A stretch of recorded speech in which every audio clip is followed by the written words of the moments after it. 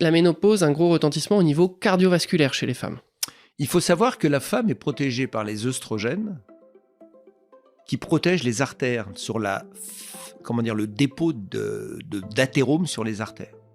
Et cet athérome va se déposer progressivement quand les œstrogènes vont disparaître. C'est ce qui faisait la différence entre l'homme et la femme.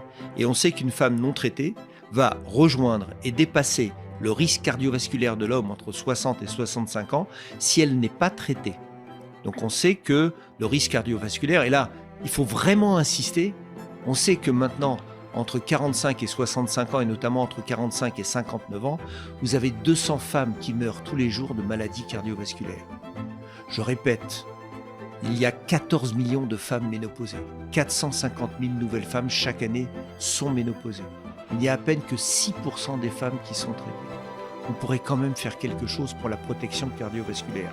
Tout à l'heure, je vous ai dit que les bouffées de chaleur persistantes et précoces étaient un marqueur. Il faut savoir que quand elles sont persistantes et précoces, ça augmente de 70% le risque d'accident cardiovasculaire, tout confondu, qu'il soit cérébral ou cardiaque. Oui, donc là on parle soit d'un infarctus du myocarde, soit d'un AVC. AVC, infarctus du myocarde, tous les accidents qu'il peut y avoir, les thromboses artérielles, les thromboses veineuses, enfin tout ça. Tout ce On qui sait peut... ce qui est